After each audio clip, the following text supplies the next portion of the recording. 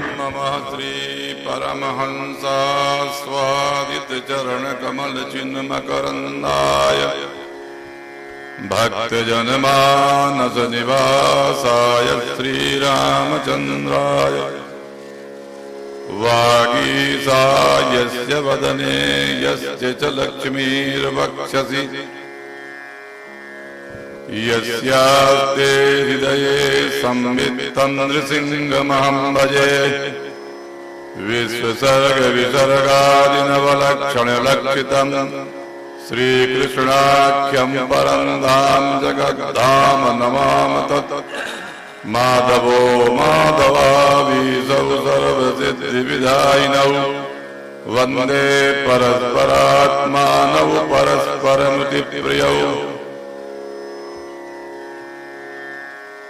क्वाहं मन्दमतिः क्वेदं मन्थनं क्षीरवारिधे किं तत्र परमाणुर्वै यत्र मज्जति मन्दरः तथापि विदुषामत्र प्राप्तहस्तावलम्बनम् मन्येऽहं सागरादस्मात् पारं गन्तास्मि पङ्गुवत्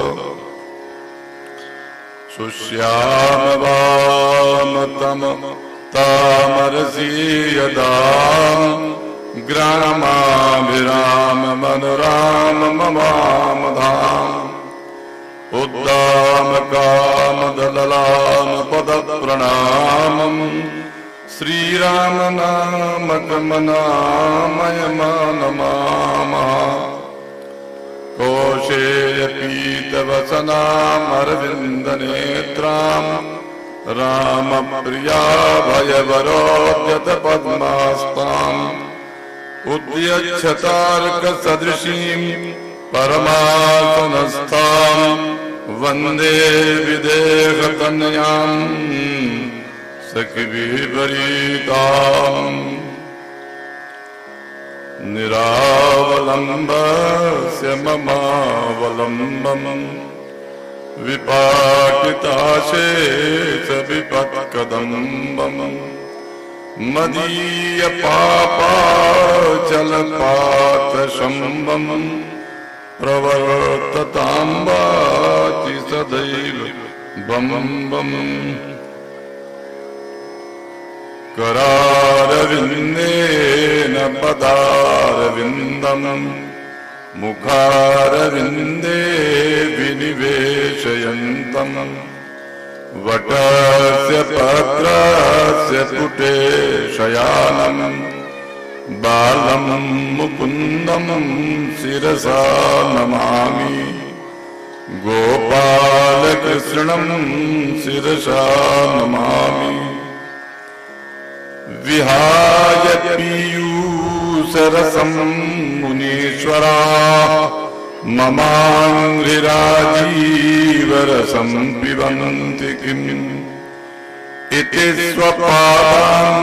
स्वपादाम्बुजपान कौतुकी सगोपवाला श्रियमातनोतु मे ब्रजे प्रसिद्धं नवनीत चौरं गोपांगनानां चतुल चौरम् अनेक जन्मार्जित पाप चौरम् चौराग्रगण्यं शिरसा नमामि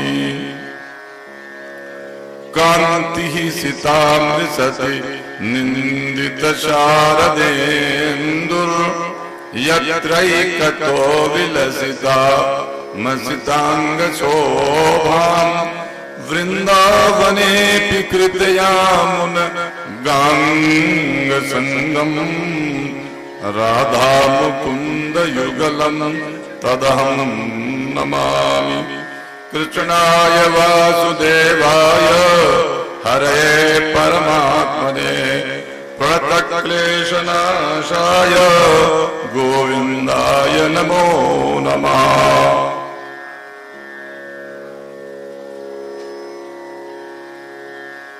झिरियानाथ आस्तों से अवठरधारी भगवान शिव जी के आंगन में उनकी सन्निधि में उन्हीं की सुनाई हुई कथा को सरलता पूर्वक कैसे आप तक संप्रेषित किया जा सकता है, इसका प्रयास करते हुए कथा बिहारी भगवान श्री कृष्ण के दिव्य चरित्र का आज छठा दिन। दशम स्कंध में निरोध लीला भगवान की बताई गई है। निरोध कहते हैं सब जगह से भटकते हुए मन को, बुद्धि को, चित्तवृत्ति को इकट्ठा ला करके भगवान के चरणों में लगा देना। दशम स्कंद के विभिन्न चरित्रों को भगवान के समझने से, पढ़ने से मन की वृत्तियां रुक जाती हैं, भगवान से जुड़ जाती हैं। 90 अध्यायों में दशम स्कंद का दिव्य चरित्र है। पूर्वार्ध की कथा पांचवें दिन हो जाती है और इस कथा में भगवान की माधुर्य लीला का निरूपण किया गया। सर्वांग मधुर भगवान मधुराधिपते रखिलम मधुरम की लीला भ्रमर गीत पर्यंत हो जाती है। उत्तरार्ध की लीला भगवान के ऐश्वर्य लीला। उत्तरार्ध की सभी कथाओं में नंदनंदन ब्रजचंद्र भगवान श्री कृष्ण का ऐश्वर्य विग्रह सबके सामने दृष्टिगोचर होता है।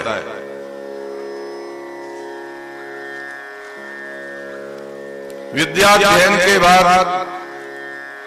विवाह के उपक्रम में रेवत नाम का सतयुगी राजा अपनी कन्या का विवाह करने के लिए ब्रह्मा के पास चला गया।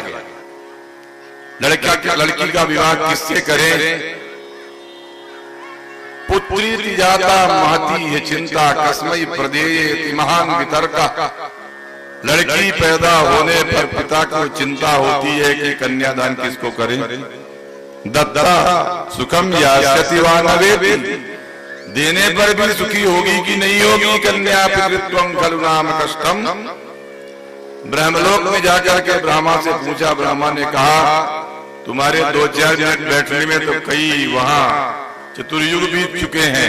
वर्तमान में द्वारका में भगवान श्री कृष्ण के बड़े भाई बलदाऊ जी हैं, उनके साथ जाके विवाह कर दो।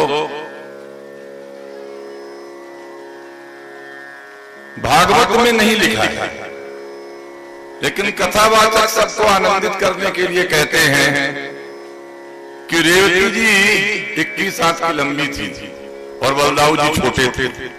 लोग हंसने लगे जोड़ी देख करके। तो बलदाऊ जी ने उनके सिर पे हाथ रख करके, कोई कहते हल रख करके, कोई कहते मुसल रख करके दबाया तो वो उनके बराबर हो गए। शास्त्र में प्रमाण नहीं है, परंतु प्रवाचक लोग, संत लोग विनोद के लिए भगवान के चरित्र में बहुत बातें कहते हैं।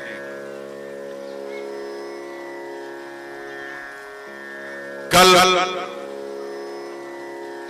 रात के 8:30 बजे का समय देखकर बड़ी शीघ्रता में रुक्मिणी पटरानी जी का विवाह का चरित्र आप लोगों ने सुना होगा।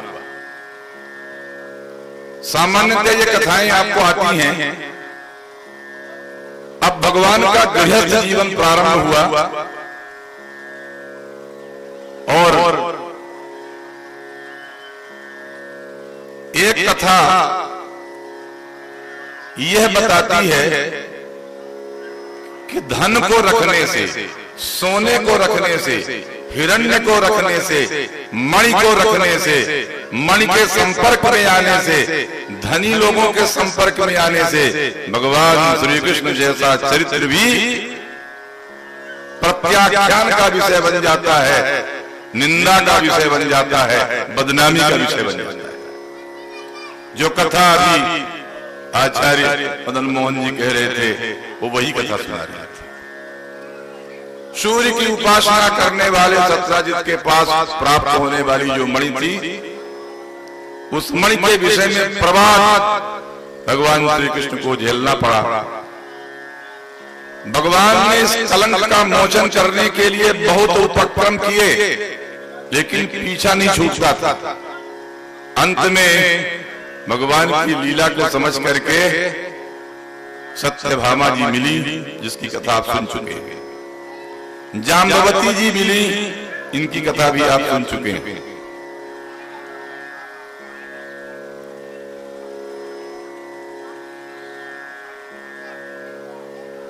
एक चैतन्य स्वामी का संप्रदाय है और रूप गोस्वामी, जीव गोस्वामी बड़े भक्त हुए हैं, बड़े विद्वान हुए हैं और बड़े नाटककार भी हुए हैं। उन्होंने अपना नाटक लिखा, उसमें लिखा कि कन्हैया के जाने के बाद राधा जी स्वर्गलोक चली गई। राधा जी स्वर्गलोक गई, स्वर्ग के देवताओं ने इनको कहा कि तुमको यहां रहने की जरूरत नहीं है, और राधा जी को फिर से मृत्युलोक में भेज दिया। वह सत्यभामा बन के आ गया, जिसका पालन पोषण यदुवंशियों के यहां ही हुआ, जो भगवान श्री कृष्ण चंद्र को मिली। ललिता जी भगवान श्री कृष्ण की नित्य लीला में शामिल होने वाली सखी थी।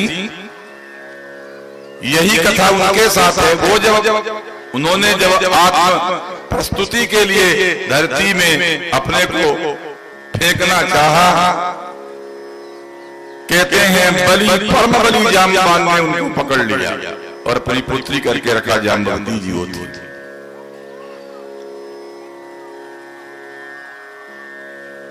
विदग्ध माधव और उज्ज्वल नीलमणि, ऐसे दो ग्रंथ हैं जिनको आनंद लेना हो वो पढ़ सकते हैं। संस्कृत के नाटक चैतन्य संप्रदाय के दोनों ग्रंथ हैं। ये वही जाम्बवान है जो रामावतार में थे, आप लोग जानते हैं। ये वही जाम्बवान है जब बलि के बंधन में भगवान वामन ने विराट रूप धारण किया, तो ये जवान थे और प्रदक्षिणा दौड़कर कर ली थी। इसका उल्लेख तुलसी ने भी किया है, भागवतकार ने भी किया है। ये आप सुन चुके हैं। 27 दिन के बाद जब भगवान श्री कृष्ण के सब लोग गुफा के बाहर से आकर 12 दिन बाद द्वारकापुरी में उनकी उत्तर क्रिया की चिंता कर रहे थे, दुर्गा की उपासना कर रहे थे, कृष्ण कहाँ गए। उस समय जाम्बवान को पता चला कि ये हमारे वही भगवान हैं जिन्होंने समुद्र बंधन किया था। तब उन्होंने कन्या के साथ भेंट में मणि भी दी थी।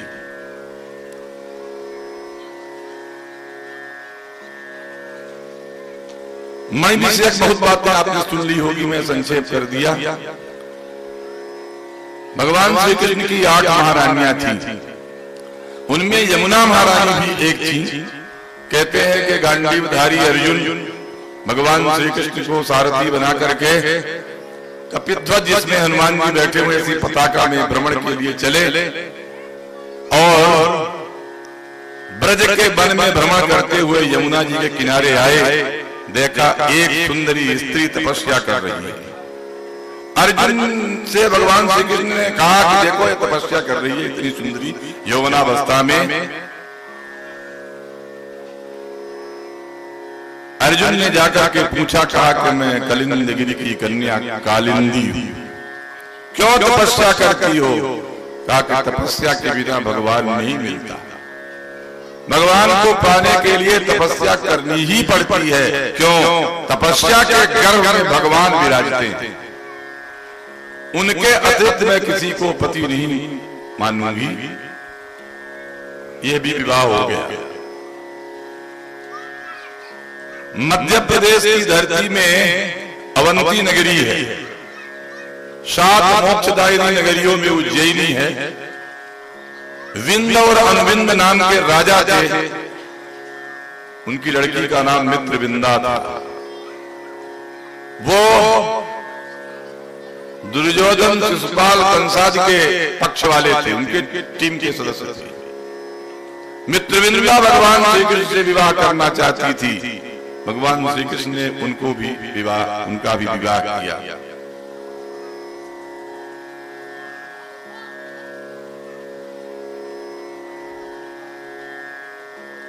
नग्नजित महाकौशल, जिसमें आप लोग रहते हैं, ये कौशल प्रदेश है। कौशल देश के राजा की कन्या नागनिजिति थी, उसका स्वयंवर में भगवान ने उनको भी प्राप्त किया।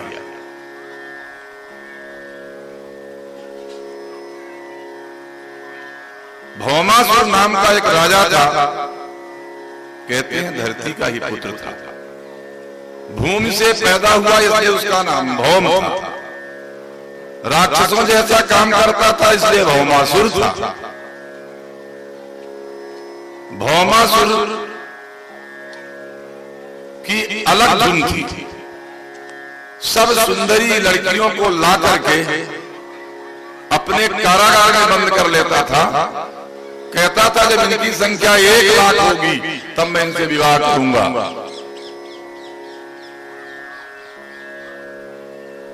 भगवान श्री कृष्ण को यह सूचना मिली। भगवान श्री कृष्ण ने जाकर के भौमासुर से युद्ध किया। भौमासुर से यादवी सेना का बड़ा संघर्ष में युद्ध हुआ। उसके साथ के लोगों ने भी युद्ध किया। भगवान ने भौमासुर के ऊपर कृपा की, उसको सदगति दी। मंगल का वध नहीं होता, कल्याण का वध कभी नहीं होता, लेकिन मंगल अगर विपरीत मार्गी हो जाए तो उसका संशोधन होता है। उसके असुरत्व को भगवान ने समाप्त किया। स्वागत किया भगवान का, और तत्काल भगवान उस कारागार के दरवाजे पे गए जहां 16,108 रानियां बंद थी। एक श्लोक, एक मंत्र जिसे आप में से कुछ लोग जानते होंगे, वह सभी जपती थी। कृष्णाय वासुदेवाय हरये परमात्मने प्रणत क्लेशनाशाय गोविंदाय वयम नुमः। वयम बहुवचन का है। हम सब लोग मिलकर के भगवान को सामूहिक प्रार्थना करते हैं। प्रार्थना में ही वो शक्ति है कि भगवान को प्रत्यक्ष कर सकते हैं। उनकी पूजा पूरी हुई, भगवान ने सबको मुक्त किया। रावण की अशोक वाटिका में रहने वाली जगत जननी सीता, जिनकी अग्नि परीक्षा हो गई थी, लेकिन आपके देश ने क्या किया? कोई दुर्मुख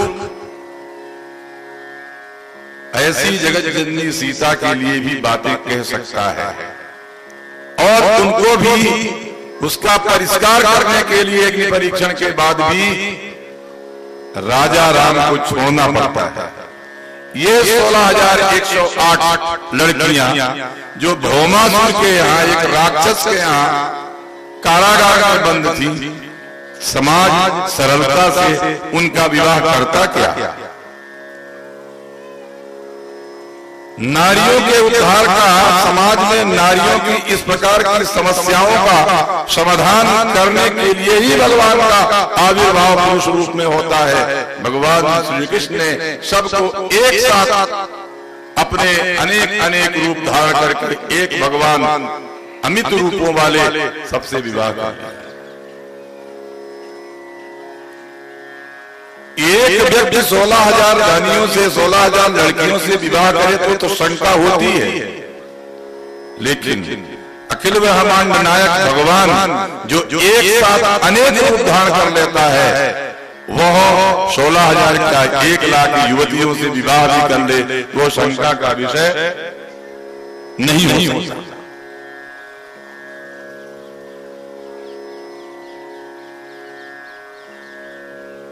रुक्मिणी महारानी के पहला पुत्र पैदा हुआ,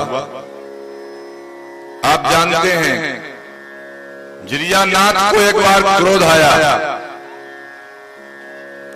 इसलिए क्रोध आया, कामदेव चाहता था कि कल्याण की बातें न करें, काम के वशीभूत हो जाए।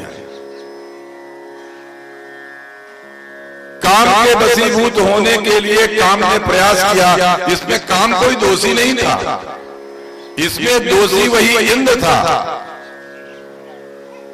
इंद्र का स्वार्थ था, तारकासुर मरेगा नहीं। तारकासुर ने वरदान दिया है कि शंभु शुक्र संभूत सुत हिरण जीते सोए। अगर शिव के वीर से संतान पैदा होगी वो उसको मारेगी।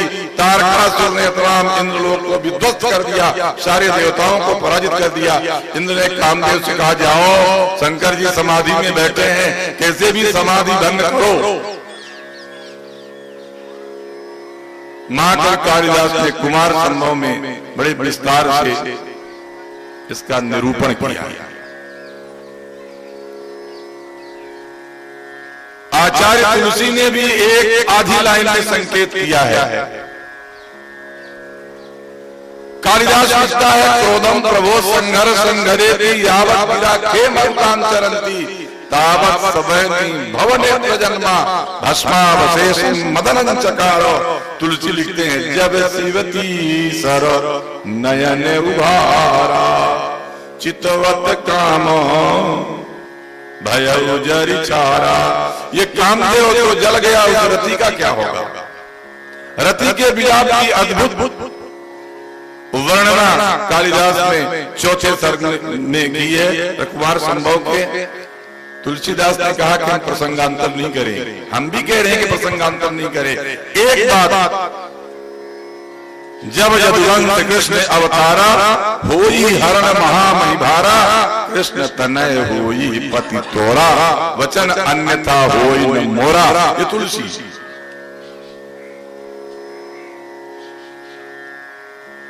रुक्मिणी महारानी के गर्भ से प्रद्युम्न महाराज का जन्म हुआ।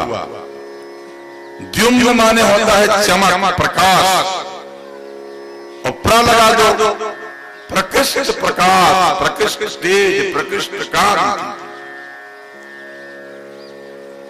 शंबरासुर के यहां सत्यवती के रूप में रति थी और प्रद्युम्न जी महाराज का उसके साथ विवाह हुआ।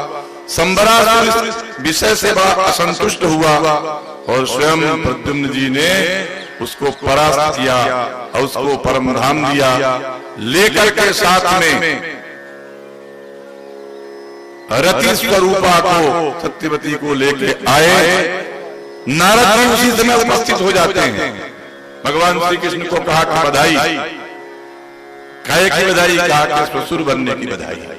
ये क्या बोल रहे हैं, बहुत दिन से नींद का कहाँ है प्रद्युम्न, कहा ये आ गए जोड़े से।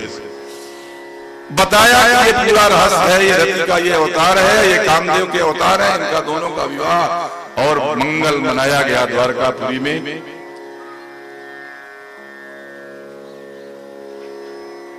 भगवान का स्वभाव है कि अपने प्रेमियों की, अपने भक्तों की कभी कभी परीक्षा ले लेते हैं। सो प्रभु जन कर प्रीति परीक्षा। जगत गुरु भगवान श्री कृष्ण अपने बिस्तर पर, अपनी शैया पर विराजमान थे। रुक्मिणी महारानी जी भगवान श्री कृष्ण से कभी भी अलगाव का भाव नहीं रखती। कुछ वियोग स्वरूपा भगवान की आराधना करती हैं, मगर रुक्मिणी महारानी जी भगवान की संयोग स्वरूपा भक्ति की उपासना की परंपरा में है।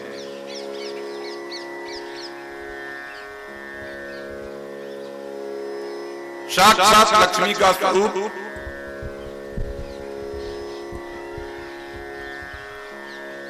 रुक्मिणी महारानी पंखा लेके भगवान श्री कृष्ण की सेवा कर रही थी। भगवान ने पूछा, रुक्मिणी तुमने 7 कविता की चिट्ठी हमको लिखी, क्या देख के हमको पसंद किया था? मेरे पास तो कुछ नहीं है, मैं अकिंचन हूं।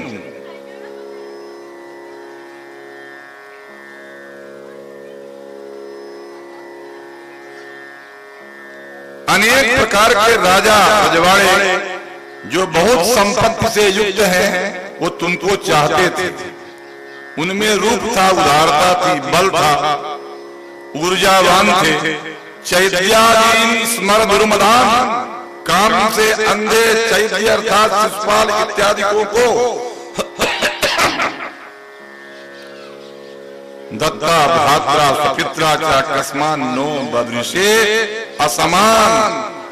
तुम्हारे बड़े भैया ने दान कर दिया था, तुम्हारे पिताजी उससे विवाह करना चाहते थे, बारात दरवाजे पर आ गई थी, तुमने हमारे जैसे विषम व्यक्ति को जो तुम्हारे लायक नहीं है कैसे वर्ण कर लिया।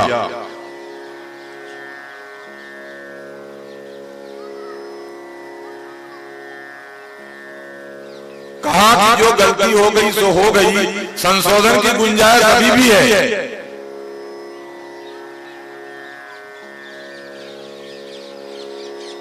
यह बात सुनते ही आश्रोत्य भीता हृदय जात बेपतु चिंताम दुरंताम रुदती जगमः। आश्रित है भगवान के श्री मुखवाणी को सुनकर के रुक्मिणी जी महारानी बहुत डर गई। भगवान को क्या है, कृष्ण को क्या है, एक क्षण में त्याग, एक क्षण में स्वीकार। कांपने लगा पूरा शरीर और दुरंताम चिंता, बहुत बड़ी कठिनाई से समाप्त होने वाली चिंता को प्राप्त किया। पदा पैर से सुजाते न कारुण स्त्रिया भुवम लिखन्त्यश्रुभिरंजना सितई। औरतों का स्वभाव होता है कि दुख का प्रकट करने के समय, उत्तर न देने के समय चारु चरण नखले कति धरनी दुहु सकोच सकुचति बर बरनी। रुक्मिणी महारानी जी अपने सुंदर सुंदर नखों से धरती कुरेद रही थी। आसिंचति कुमकुम रूसितौ स्तनौ, आंखों से आंसुओं की धारा, कुमकुम से श्रृंगार जो स्तन वो सब धुल गया। तस्था अधोमुखी तस्था वधोमुख्यति दुख रुद्धवातो, अत्यंत दुख से उनकी वाणी कंठावरोध हो गया, उनकी वाणी दुख से रुक गई। तस्यासु दुःख भय शोक विनष्ट बुद्धे। रुक्मिणी जी मूर्छित होकर के पलंग से नीचे भूमि पर गिर गई। पर्यंकाद भगवान श्री कृष्ण पर्यंक से पलंग से नीचे उतरे, दो भुजाएं और प्रकट कर ली, चार भुजाओं से ऊपर उठा करके केशान समूह्य बालों को संभाल करके तदवक्रम पामृजत, पसीने से लथपथ उनके मुंह के पसीनों को भगवान ने अपने पद्म पाणिना कमलवत हाथों से पहुंचा। प्रमिज्य अश्रुकले नेत्रे, आंसुओं की कला धारा जिनमें बह रही थी उनको पहुंच करके स्तनव चोपहतौ सुचा, आश्रित्य बाहुना हाथ से गले लगा करके अनन्य विषयाम सतीम शांतयामास सांत्वज्ञा कृपया कृपणाम प्रभु हास्य प्रौढ़ी भ्रमचित्ताम अतदरहाम सताम पति। सज्जनों के भक्तों के स्वामी भगवान ने ऐसे रुक्मिणी महारानी को, जो इस प्रकार का हास्य वचन भी बर्दाश्त करने के लिए समर्थ नहीं थी, उनको बार बार दुख का अपनोदन किया, उनके दुख के लिए बार बार दुख को शांत करने के लिए प्रयास किया। कहा कि देवी, मैंने हंसी में तुमको इस प्रश्न का उत्तर कैसे दोगी यह जानने के लिए मैंने कहा था, सही नहीं कहा था। अयंगी परमो लाभो गुहे में दिनम नरमैर नियते प्रिया भीरुभाविनी। अत्यंत कोपना स्त्री रुक्मिणी, ये गृहस्थ का धर्म है। कभी कभी नर्म अर्थात हंसी मजाक की बातों से भी गृहस्थ के लोग अपने जीवन के आनंद को, सुख को बढ़ाया करते हैं। किसी प्रकार रुक्मिणी जी भगवान श्री कृष्ण के समझाने से मानी और हाथ जोड़ करके भगवान से पुनः पुनः प्रार्थना करने लगी।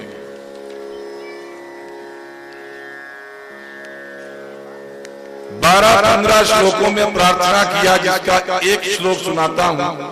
अस्त्वं बुदाच्च ममते, अरे कमल नयन चरणानुराग, तुम्हारे चरणों में हमारा अत्यंत अनुराग है। आत्मनरतस्य मयि चान्नतिरिक्त दृष्टे, यस्य वृद्धे उपात्तर ज्योति मात्रो, मामीक्षसे तदुहनः परमानुकंप्या। मधुसूदन, तुम्हारे वचनों को, तुम्हारी बातों को मैं कभी झूठा नहीं मानती हूँ, इसलिए तुमने मिथ्या भी जो भाषण किया उसको सत्य मान करके हमको, कहीं ऐसा तो नहीं होगा हमसे कोई त्रुटि हो गई और आप हमें छोड़ देंगे, ऐसा चिंतन करके मुझे इस प्रकार का दुख हो गया था। रुक्मिणी जी और भगवान श्री कृष्ण के इस प्रकार के नर्म हास्य वचनों के बाद भगवान की जितनी रानियां थी उनके सबके 10-10 लड़के पैदा हुए और उन सभी लड़कों का नाम और संक्षेप में वर्णन। प्रद्युम्न और सत्यवती के पुत्र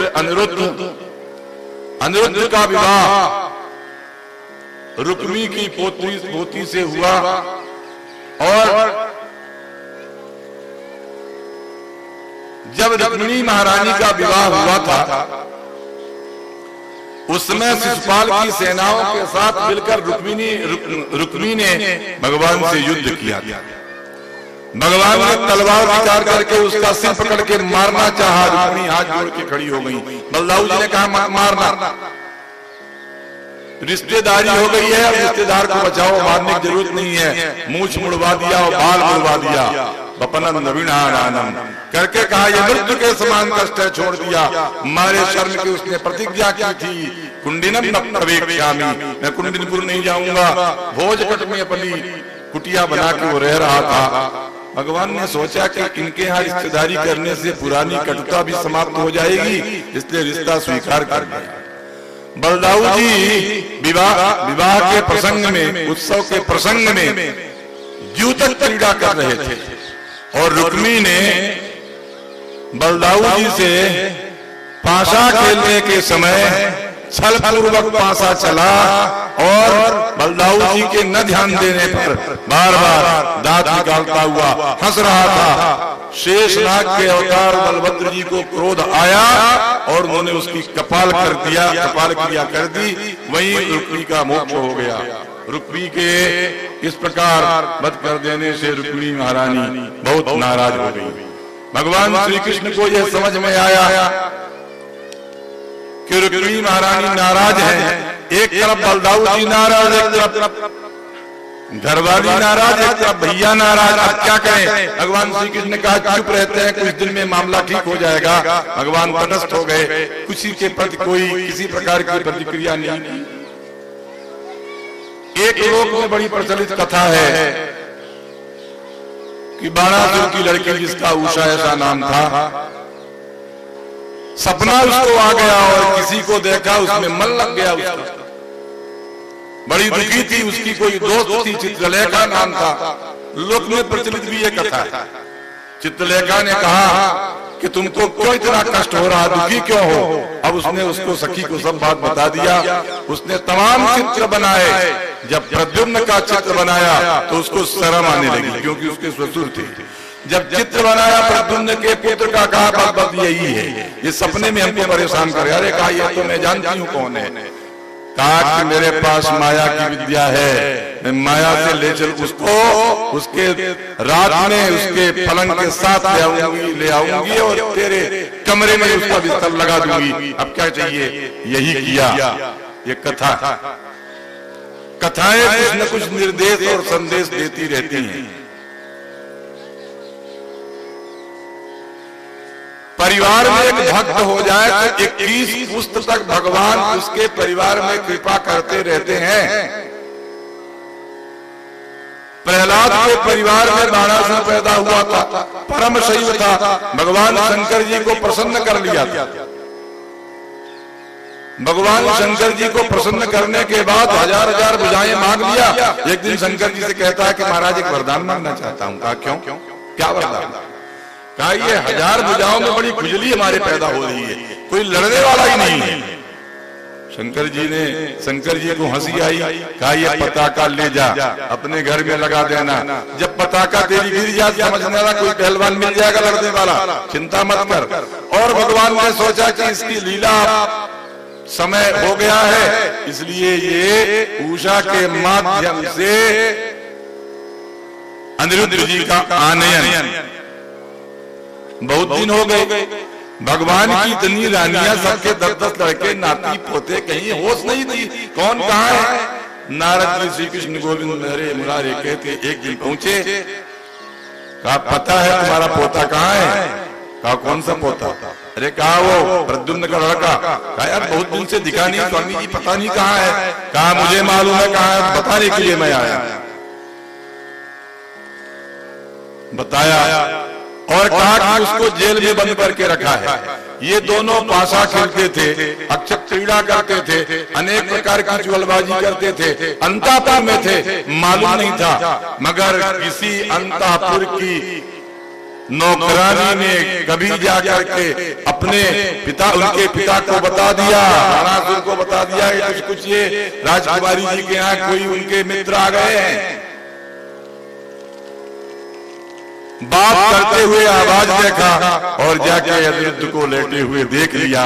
उसको पकड़ करके उसके विरोध करने के, कन्या के विरोध करने के बाद भी कारागार में डाल दिया। यह समाचार भगवान श्री कृष्ण को मिला नारद जी के द्वारा। श्री कृष्ण भगवान बलदाऊ जी और यादवी सेना को लेकर के आक्रमण कर दिया। जिस समय भगवान श्री कृष्ण का आक्रमण होता है उस समय उनके घर में लगी हुई पताका गिर गई।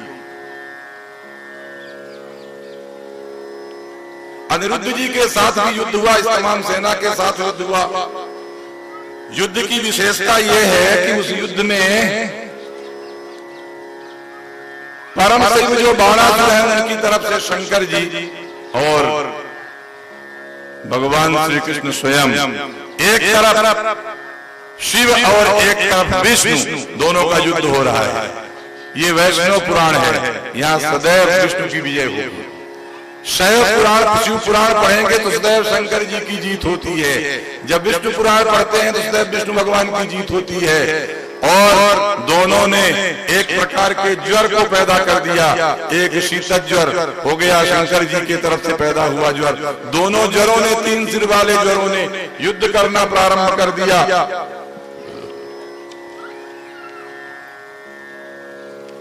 ज्वर की स्तुति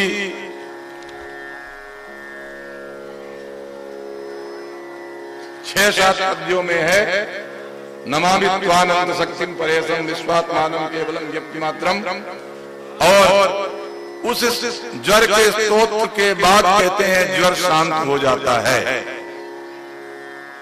जो लोग उस ज्वर स्तोत्र का पाठ करते हैं, वेत्ते मत ज्वरात् भयम्, मेरे ज्वर से भय दूर हो जाएगा, किसी प्रकार का ज्वर नहीं होता। ज्वर स्तोत्र के बाद भगवान प्रकट होकर के विष्णु भगवान शंकर जी महाराज बाणासुर को समझाया कि तुम्हें अपने भुजाओं का अभिमान था, सारी भुजाएं काट दिया। शिव ने कहा कि 4 भुजाएं बचा देना इसकी। 4 भुजाएं बचा दिया। बाणासुर अपने यहाँ अपना राज्य करने लगा। इस प्रकार धूमधाम से अनिरुद्ध जी महाराज का उषा का विवाह हुआ। उनको लेकर के गए द्वारका में फिर मंगल। यदुवंशियों के साथ भगवान श्री कृष्ण जा रहे थे। एक कुएं में एक लाल लाल गिरगिट को देखा जिसमें पानी नहीं था। सबने निकालना चाहा मगर निकलता नहीं था। भगवान श्री कृष्ण को बताया कि भाई ये क्या स्थिति है, तो कहा कि देखो इसमें कोई गिरगिट है। भगवान श्री कृष्ण ने उसको छुआ कि वो उसका स्वरूप दिव्य बना और उसने प्रार्थना किया और पूछा भगवान ने तेरी ये दशा कैसी हुई। भगवान को सब मालूम है उसकी दशा कैसे हुई, दुनिया को बताने के लिए पूछते हैं कि ऐसी दशा को मत करना, नहीं तुम भी नृग बन जाओगे। कहा कि मैंने गाय का दान किया, गलती से जिस गाय का मैंने एक ब्राह्मण को दान किया था वही गाय दूसरे ब्राह्मण के संकल्प के झुंड में चली गई। अब उस गाय का झगड़ा दो ब्राह्मण कर रहे हैं। मैंने कहा भाई तू इसके बदले कितनी गाय ले लो? कहा नहीं दूंगा तो यही गाय। उसने कहा हमको संकल्प दिया है दोनों ब्राह्मण के हमारी संकल्पित गाय है। कहीं कहीं ये लिखा है कि महाराज उनका निर्णय करने के लिए ढील मढोल करते थे और देखा कि उनको सरठ के रूप में, गिरगिट के रूप में गिरे हुए हैं। मगर भागवत ये कहता है, भागवत पुराण में ये लिखा है कि जब नृग महाराज मर के गए तो यमदूतों ने पूछा, यमराज ने पूछा तुम पाप का फल भोगोगे कि पुण्य का फल भोगोगे? कहा पहले पाप भोग लूं फिर पुण्य तो बहुत दूर तक भोगना ही है। तो पाप का फल भोगने के लिए कहा तो गिरगिट के रूप में वो उस कुएं में गिर पड़े। भगवान की कृपा से उनका नृग महाराज का उद्धार हुआ। ऐसी कथा वाल्मीकि रामायण में भी है। ये कथा भी ये बताती है कि दान बहुत सोच समझ के करना चाहिए। एक को दी हुई वस्तु को कभी पुनर्दान करने का शास्त्रीय विधान नहीं है। अब कलिकाल का प्रभाव है। एक वस्तु को, एक भूमि को, एक तत्व को न जाने किन किन को दान करते हैं या बिक्री कर देते हैं। क्यों? उनको नृग होने की इच्छा है। कहीं न कहीं हमको कोई न कोई शिक्षा देते हैं। अगली कथा में बलभद्र जी महाराज ब्रज जाते हैं और वहां वारुणी का सेवन करते हैं। यमुना जी से कहते हैं कि हम हमारे साथ क्रीड़ा करो। यमुना जी ने संकोच किया और संकोच का परिणाम ये हुआ कि उन्होंने यमुना कहा कि मैं तुमको खींच लूंगा, हल से तुमको नष्ट कर दूंगा। अत्यंत क्रोध को देख करके यमुना जी ने उनको कहा कि आप प्रसन्न होइए, मैं आपके अनुकूल रहूंगी। पौंड्रक नाम का और काशी का राजा और पौंड्रक नाम का एक, ये नकली राजा है। वासुदेव तो नकली है, असली मैं हूँ। और लकड़ी के दो हाथ लगाए हुआ था। लोगों ने बताया, भगवान ने कहा कि ये नहीं रहेंगे। ब्राह्मण है तो क्या कदाचार करेगा तो उसको रहने का अधिकार नहीं है। भगवान ने पौंड्रक का उद्धार किया, काशी नरेश का उद्धार किया और काशी को जला दिया। आतताइयों के द्वारा जिस नगरी में धर्म की रक्षा नहीं की जा रही थी, उस नगरी को जला करके, अग्नि को समर्पित करके अग्निशोधन कर दिया। परीक्षित जी महाराज ने कहा कि भूयो हम श्रोतुमिच्छामि।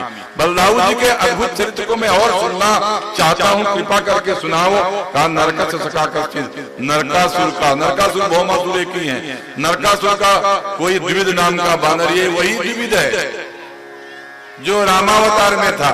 ये बानर सुग्रीव सचिवासो तो भ्राता मैंदस्य वीरवान, मैंद का भाई। वो यज्ञ इत्यादि के समय में, पर्व के दिनों में बहुत विघ्न करता है। बलदाऊ जी से कहा, बलदाऊ जी ने कहा ठीक है हम रुक जाते हैं, आने दो, अमावस्या में कितनी देर है। अमावस्या को द्विविद ने अपने गंदे गंदे चित्रों के साथ जब द्विविद का रूप देखा तो हल से खींच करके उसकी मुसल से कपालक क्रिया कर दी और द्विविद महाराज का भी उद्धार कर दिया। सांब नाम के पुत्र थे भगवान श्री कृष्ण के, बहुत सुंदर थे। उन पर दुर्योधन की जो लड़की है वो विवाह करना चाहती है। दुर्योधन ने कहा कि इन लोगों से मैं शादी नहीं करूंगा। कहा हमारा कुल, कहा इनका हीरो का कुल, मैं कोई शादी विवाह नहीं करता हूँ। बलराम जी न कौरवों के साथ थे न पांडवों के साथ थे। क्यों? बलदाऊ जी से काशिश था दुर्योधन, उसको गदायुद्ध सिखाया। इसलिए श्री कृष्ण से कहा कि देखो झगड़ा मत करो, मैं पहले इनसे बात करता हूँ। स्वयं जाकर के उनसे बात किया, कौरवों से बात किया। लेकिन दुर्योधन देखो तो उनको उल्टी सीधी बातें कहने लगा, किसी भी प्रकार से उनकी बात को मानने के लिए तैयार नहीं हुआ। बलदाऊ जी ने कहा दुर्योधन मैं तेरे हस्तिनापुर का ही सत्यानाश कर दूंगा। और पूरे इंद्रप्रस्थ को अपने हल से खींच लिया। जब देखा कि सारी नगरी का सत्यानाश हो जाएगा, हाथ जोड़ के आया, सांगता में लड़की भी दिया, लो भैया शादी कर लो। सांब की लड़की को लेकर के आए, द्वारका में मंगलाचार। एक बार नारद जी महाराज ने कहा कि भगवान परम कृपा करके जब मृत्यु लोक में आते हैं तरह तरह की लीलाएं करते हैं, तो उन लीलाओं को करने के लिए देखते हैं कि भगवान ये अकेले 16,000 17,000 रानियों के साथ कैसे रहते हैं। नारद जी महाराज भगवान श्री कृष्ण के यहाँ आए, प्रत्येक घर में जाते हैं और कहीं देखते हैं कि भगवान अभी बिस्तर से उठ रहे हैं, कहीं देखते हैं दत्तवन कर रहे हैं, कहीं देख रहे हैं कि वो स्नान कर रहे हैं, कहीं संध्या कर रहे हैं। जिस जिस घर में जाते हैं उस घर में भगवान के दिव्य चरित्र को देख करके नारद जी ने हाथ जोड़ा। नैवाद्भुतम त्वयि विभो किल लोकनाथे, समस्त लोक के आप स्वामी हैं। मैत्रेय जने सुसकले सुतमः कलानाम, आपके लिए कोई अद्भुत नहीं है। यह मेरा परम सौभाग्य है कि आपके चरण कमल को हमने देखा। ऐसी प्रार्थना करके नारद जी महाराज भगवान श्री कृष्ण की लीला का अनुमोदन करते हुए भगवान श्री कृष्ण ने उनका सम्मान किया, स्वागत किया। इसके बाद नारद जी महाराज वहां से चले गए। जरासंध के जेल में कैदी लोग थे, राजाओं को कैद कर लिया था। उनका कोई दूत आया, कहा कि भाई बहुत दिन हो गया, आप कृपा करके मेरी रक्षा कीजिए। 17 बार हार गए, 18वीं बार भी हार जाओ, कृपा करो। उसी समय युधिष्ठिर की चिट्ठी आती है कि आइए हमको यज्ञ करना है। बलदाऊ जी और उनमें ये होने लगा, दो ग्रुप हो गए। एक कहे कि पहले यहाँ चलना है, एक कहे कि नहीं यज्ञ में चलना है। अंत में उद्धव जी के 7 सात्विकी इत्यादि थे, कहा कि राजसूय यज्ञ करने जा रहे हो, उस यज्ञ में सारे राजाओं को दिग्विजय करनी ही पड़ती है। अगर जरासंध को अभी निपटा दोगे तो वहां चल के यज्ञ का काम पूरा हो जाएगा, नहीं ये तो करना ही पड़ेगा। इसलिए उचित है कि पहले जरासंध के पास चलें। उनकी बात को भगवान श्री कृष्ण ने मान लिया, बलदाऊ जी ने भी उनकी बात को मान लिया। जरासंध किसी से जीतते, कहा कि पहले भैया हम चलते हैं पांडवों के पास, इसके बाद जरासंध का उपाय सोचेंगे। केवल कृष्ण को मालूम था कि जरासंध कैसे मरेगा और कोई जानता नहीं था। गए एक दिन सुबह सुबह कहा, भीमसेन से कहा कि भीमसेन और अर्जुन को लिया, कहा चलो अपन चलते हैं एक लीला करने। दोनों को लिया, कहा ब्राह्मण बन जाओ, चंदन वंदन लगा लो, और चंदन वंदन लगा के दुपट्टा उपट्टा पहना और ब्राह्मण का वेश बना, मंत्र बोलते हुए। कहा जानते थे जरासंध सुबह सुबह संध्या बंदन के बाद कोई उसके दरवाजे में आता था, उसको विमुख होकर के नहीं लौटाता था। उसको जो मांगता था दान देता था, तो वो दान देने के लिए पूजा करके खड़ा होगा। 3 ब्राह्मण चंदन लगाए पहुंच गए, आइए आइए। उनके हाव भाव से उसको समझ में आया कुछ गड़बड़ी है, लेकिन कहा आइए स्वागत है, क्या सेवा करें। कहा मैं कोई ब्राह्मण नहीं है, हम तो क्षत्रिय हैं, तुमसे युद्ध मांगने आए हैं। कहा ठीक है बैठिए पानी पीजिए, मैं आपको युद्ध का दान करूंगा। श्री कृष्ण ने कहा कि जब युद्ध करेगा ही तो बता दो। कहा मैं कृष्ण हूँ, ये भीमसेन भैया हैं, ये अर्जुन हमारे मित्र हैं। कहा ये अर्जुन हमसे बहुत छोटा, इससे क्या करूंगा, तेरे से क्या लड़ूंगा मैं। भीमसेन कुछ हमारी बराबरी का लगता है, इससे कहो तो हमारी 2 हाथ हो जाएगा। भीमसेन से लड़ो। भगवान श्री कृष्ण की योजना सफल हुई। भीमसेन और जरासंध का 27 दिन तक युद्ध होता रहा। जरासंध को हराना बड़ा कठिन था। भगवान श्री कृष्ण ने जरा माने बुढ़ापा, और बुढ़ापा से जो जुड़ जाए वो जरासंध। जरा नाम की उसकी मासी थी, ये कल मैं संकेत कर चुका हूं। उसने 2 भागों में पैदा हुए जरासंध को जोड़ दिया था। ये लीला श्री कृष्ण को मालूम थी। जब युद्ध होने लगा, भीमसेन मारी पिटाई के दुखी हो गए, कन्हैया की तरफ देखा, कृष्ण की तरफ देखा। कृष्ण ने एक किनका लिया, 2 भागों में फाड़ के फेंक दिया। श्री कृष्ण की इस लीला को देखकर भीमसेन को समझ में आ गई और उन्होंने दबाया पैर, उसका एक पैर पकड़ करके 2 भागों में विस्फाड़ कर दिया। दोनों को विपरीत दिशाओं में फेंका, ताकि कोई जरा आके जोड़ दे।